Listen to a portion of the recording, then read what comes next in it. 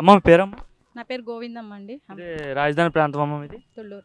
ఏంటి ఈరోజు జగన్మోహన్ రెడ్డి గారు ప్రెస్ మీట్ పెట్టి మాట్లాడుతూ చంద్రబాబు వచ్చి కూటమి ప్రభుత్వం వచ్చిన తర్వాత ఎక్కడ కూడా అభివృద్ధి లేదు, సంక్షేమం లేదు, ఓన్లీ అమరావతి పేరు చెప్పి అప్పులు తెచ్చి ప్రజలపైన భారాన్ని మోపుతున్నాడు చంద్రబాబు అని చెప్పి అయితే ఆయన మాట్లాడుతున్నాడు. ఎలా చూస్తారు ఒక అమరావతి ప్రాంత మహిళగా? ఈరోజు ఆయన చేసిన పనులన్నీ ఇప్పుడు అభివృద్ధి చేస్తున్నటువంటి ముఖ్యమంత్రి గారి మీద నెట్టేస్తున్నారండి. ఇదంతా ఆయన చేసిన పని. అభివృద్ధి అనేది చేయలేదు, ప్రజల మీద భారాన్ని మోపారు. అక్కడ ఖజానా అంతా ఖాళీ చేసి ఇంకా మా భూముల్ని మేము ఇచ్చినటువంటి భూములు కూడా తనఖా పెట్టి అప్పులు తీసుకొచ్చి ఆ అప్పులన్నీ ఎక్కడ నిర్మాణానికి వాడింది లేదు. మరి అవన్నీ ఎవరు దోచుకు తిన్నారో మాకైతే తెలియదు. ఆ లెక్కలన్నీ తీస్తే ఆయనకి ఇక్కడ ఈ రేట్లు చూసి కళ్ళు చెదిరిపోతున్నాయని మాట్లాడుతున్నారు. మాకైతే వాళ్ళు దోచుకున్న సొమ్ము ఇంతని అసలు రేపు బయటకు వస్తే మా గుండెలు పగిలిపోయేలా ఉన్నాయి. ఆ రకంగా దోచుకు తిన్నారు. పైపెచ్చి ఈ రకంగా మాట్లాడడం అనేది ఎంతవరకు కరెక్ట్? ప్రజల సొమ్ముని ఏ రకంగా దుర్వినియోగం చేశారో ఈయన ఉదాహరణ. ఆ రోజు రావడమే ప్రజావేదిక కూల్చేశారు. ఏమైంది? ఎందుకంత కుట్రపూరితమైనటువంటి ఆలోచనలు మీకు ఎందుకు? ఎంతో చక్కగా ఉన్న బిల్డింగ్ మీరు దేనికో దానికి యూజ్ చేసుకోపోయారా ప్రభుత్వం తరపున? అలా కాకుండా మంచిగా ఉన్న దాన్ని కూల్చివేసేసి ఆ కూల్చివేత్త మొదలుపెట్టి ఎక్కడ అభివృద్ధి చేయకపోగా ఎక్కడ ఏం దొరుకుతుందా, ఏది కబ్జా చేద్దామా, ఏది దోచుకుందామా అని అందరూ ఎదురు చూశారు తప్ప ఒక్కళ్ళు కూడా సవ్యంగా అధికారంలో వైసీపీ కార్యకర్తలు కానివ్వండి, ఎమ్మెల్యేలు కానివ్వండి, ఎంపీలు కానివ్వండి ఎవ్వరూ పనిచేసిన పాపాను పోలా. అదేమంటే ఆయనకి భయపడి ఆయన ఏది చెప్తే అది ఆయన తానా అంటే వీళ్ళు తందానా. అంటే రీసెంట్గా పడిన వర్షాలకు కూడా అమరావతి ప్రాంతం అంతా మునిగిపోయింది, మొత్తం పంపులు పెట్టి మోటార్లు పెట్టి తోడడానికే సరిపోతుందని చెప్పేసి అయితే మరోవైపు కొన్ని సోషల్ మీడియాలో వస్తున్న కథనాలకు ఏం చెప్తారు సమాధానం? అమరావతి అనేది ఎప్పుడు ముంపు ప్రాంతం కాదని మొట్టమొదటి నుంచి కూడా మేము చెప్తూనే ఉన్నాం. ఆ రోజు అందరూ నిర్ణయం తీసుకునే చెప్పారు, ఇది అనుకూలమైన ప్రాంతం, ఇక్కడ మౌలిక సదుపాయాలు మంచిగా మౌలిక వసతులు అన్నీ ఉన్నాయి కాబట్టి ఇటు కృష్ణానది ఉంది, నీటికి ఇబ్బంది లేదు కాబట్టి అన్నిటికీ అనుకూలమైనటువంటి ప్రాంతం అని చెప్పి అందరూ ఆమోదించి అసెంబ్లీ సాక్షిగా నిర్ణయం తీసుకుంటేనే ఈరోజు రాజధాని అని ఇక్కడ చెప్పడం జరిగింది. మరి వీళ్ళ అధికారంలో రాగానే ముంపు ప్రాంతం అయిపోతుందా? అంటే ఏమి చేతగాక పనిచేయడం చేతగాక దీని మీద ఏదో ఒక నిందలు వేసేసి దీన్ని ఎడారని, శ్మశానం అని, లేకపోతే ముంపు ప్రాంతం అని, ఇక్కడ చంద్రబాబు బినామీలు ఉన్నారని, లేకపోతే ఇన్సైడ్ ట్రేడింగ్ జరిగిందని ఇలాంటి అవాస్తవాలు ఎన్నో మాట్లాడారు. వాటన్నిటినీ ప్రతిదీ కూడా మేము ఇవి నిజాలని చెప్పి ప్రజలందరికీ చెప్పాం. పాదయాత్రల ద్వారా తేల్చి చెప్పాము. అలాగే ఇక్కడ ఉన్నటువంటి చూపిస్తా స్వయంగా లైవ్లో చూపిస్తూ కూడా ఇక్కడ కొంతమంది ఇక్కడికి వచ్చి కూడా వాళ్ళు కూడా ఇక్కడ అంతా పరిశీలించి ఇది ఎలాంటి ముంపు ప్రాంతం కాదని చెప్పి చెప్పడం కూడా జరిగింది. ఒకటి చెప్పండి, రీసెంట్గా పడిన వర్షాలకు అమరావతి మునిగిందా మునగలేదంటే ఏం చెప్తారు? అసలు ఏం మునగలేదండి. వాళ్ళు ఇప్పుడు తవ్వారు భూమి, ఇక్కడ రోడ్డుని అమరావతి నిర్మాణం చేయకపోగా ఇక్కడ ఉన్న భూమిని తవ్వి ఇక్కడ దొరికినటువంటి ఇసుక కానివ్వండి, కంకర కానివ్వండి, గ్రావెల్ కానివ్వండి, ఇనుములు కానివ్వండి, మొత్తం ఏది అందుబాటులో ఉంటే అదంతా దోచుకుపోయి మొత్తం తవ్వడం వలన గుంటలు పడి అక్కడ నీళ్లు నిలబడితే దాన్ని ముంపు ప్రాంతం అని వాళ్ళ సోషల్ మీడియా వాళ్ళంతా చూపించడం జరిగింది. కానీ వాళ్ళు వచ్చి ఇక్కడ కట్టడాల్లో ఉన్నటువంటి నీరు నిలబడి ఏదైతే ఉందో దాన్ని కూడా పరిశీలించి ఇక్కడ కట్టబడినటువంటి ఈ నీటికి కూడా ఇన్నాళ్ళ నుంచి ఇలా నీళ్ళల్లో ఉన్నా కూడా ఎలాంటి ఇబ్బంది లేదు, వీటికి ఎలాంటి తుప్పు అనేది లేదు కాబట్టి మంచి పరికరాలు వాడారు కాబట్టి ఇది మళ్ళీ కట్టడానికి ఇబ్బంది ఏమి ఉండదని చెప్పి వాళ్ళు తేల్చి చెప్పారు. సో ఇది నిజంగాని వాళ్ళు చెప్పేది ఏముంది? ఇప్పుడు వాళ్ళు ఎలాంటి వాస్తవాలు ప్రచారం చేస్తున్నారో అందరికీ తెలుసు. సాక్షి ఛానల్ ఏం మాట్లాడుతానో అందరికీ తెలుసు. మరి ఇంకా ఎందుకు వాళ్ళ మాటలు నమ్మాల్సిన అవసరం ఏమిటి? ఇక్కడ కళ్ళకు కట్టబడినట్టు చూపిస్తున్నారు. ఎంతోమంది ప్రాంతానికి ఇట్లా అభివృద్ధి జరుగుతుందని కూడా వాళ్ళు కూడా స్వయంగా వచ్చి ఇక్కడ చూస్తున్నారు, ప్రత్యక్షంగా చూస్తున్నారు, తెలుసుకుంటున్నారు, వాస్తవాలన్నీ తెలుసుకుంటున్నారు. కాబట్టి ఇక్కడ అమరావతి అనేది ఎప్పటికీ ముంపు ప్రాంతం అయితే కాదు.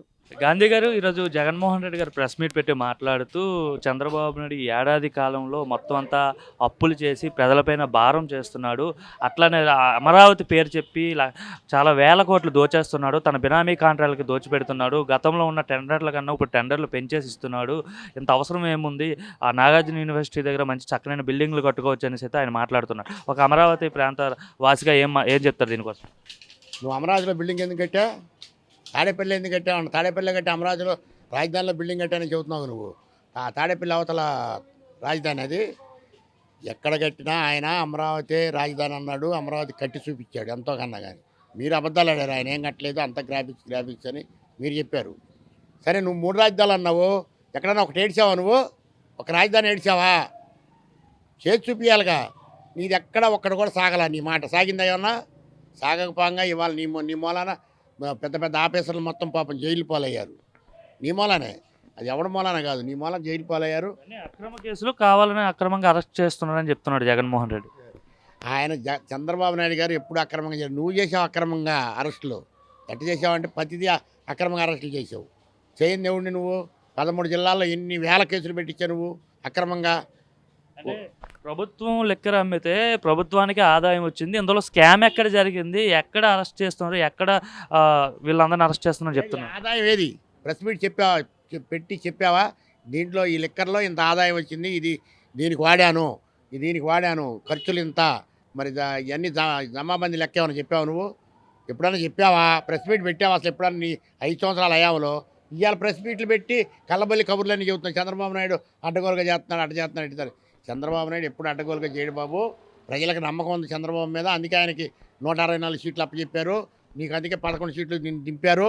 ఏదైనా నువ్వు సిగ్గు తెచ్చుకొని మాట్లాడుతూ నేర్చుకో. నీకు భాషే సరిగ్గా మాట్లాడటం రాదు, ప్రజలు మెప్పేయటం రాదు, ప్రజా పరిపాలన రాదు, అసలు పరిపాలనే చేత కాదు. ఆయన అప్పు చేశాడంటే ఆయన అప్పు చేస్తే ఇక నువ్వు చేసిన 10 లక్షల కోట్ల అప్పులు కూడా ఆయన వడ్డీ కడుతున్నాడు, అప్పులు తీరుతున్నాడు. ఇంకా ఆయన అప్పు తెచ్చాడంటే ఏంది? అది తెస్తాడు, తెస్తే ఆయన చేసిన పని చూపిస్తాడు. నువ్వు 10 లక్షల కోట్ల అప్పు తెచ్చి నువ్వు చూపించు, మరి నేను ఇది చేశాను ఈ రాష్ట్రానికి అని. ఎక్కడ నువ్వు పోలవరం పూర్తి చేయలేదు, మరి అక్కడ రాజధాని ఎక్కడా కట్టలేదు, మరి హైకోర్టు కడతానన్నావు కర్నూలు, అది లేదు. నువ్వేం చేశా? జీతభత్యాలు కూడా సరిగ్గా ఇవ్వాల నువ్వు. ఏది నువ్వు ఉన్నన్నాళ్ళు జీతభత్యాలకు కూడా పోలీసులు కూడా ఏడవటమే నీ మూలాన. అందరూ ఏడిచారు, ఉద్యోగస్తులు మొత్తం ఏడిచారు. మరి ఇవాళ అట్లాంటి పరిస్థితి 10 తారీఖు జీతాలు వేస్తున్నాడు. అంటే మరోవైపు ప్రజెంట్ వర్షాలు పడుతున్నాయి కాబట్టి ఈ వర్షాలకి అమరావతి ప్రాంతం మునిగిపోయిందని చెప్పేసి ఐకానిక్ టవర్స్ ఏదైతే ప్రాంతం ఉందో ఐకానిక్ టవర్స్ పిల్లర్లు మొత్తం నీట మునిగిపోయాయని చెప్పేసి ఒక ఫోటో సర్క్యులేట్ అవుతుంది. ఏంటి వాస్తవం ఏంటి? ఈయన ఏం చదివాడు? ఈయన ఇంజనీర్ చదివాడా? నీళ్లు లేవు. ఇవాళ ఇంజనీర్లే నాతో అన్నారు నేను పొలం వెళ్తే. ఏంటంటే జగన్మోహన్ రెడ్డి గారు అంతా ఇది ముంపు ప్రాంతం అన్నాడు. ఎక్కడ చుక్క నీళ్ళు అవపడతలేదు. ఆయన తీసిన గోతుల్లోనే నీళ్లు ఉన్నాయండి. మరి ఇప్పటికే ముంపు ప్రాంతం అని చెబుతున్నానని వాళ్ళే చెబుతున్నారు అక్కడికి వచ్చిన ప్రైవేట్ ఇంజనీర్లే. మరి వాళ్ళు మాత్రం కూడా నీకు తెలియకపోతే నువ్వెట్టాంటి ముఖ్యమంత్రి అయ్యావు, నువ్వెట్టాంటి ప్రజా పరిపాలన చేసావు?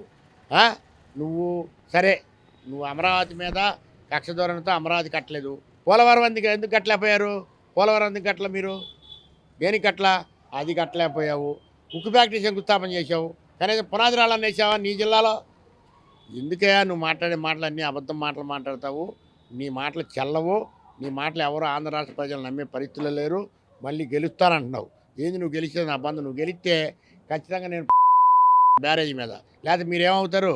నీకు అటొకటో ఇటొకటో తీసేయాలి ఈసారి.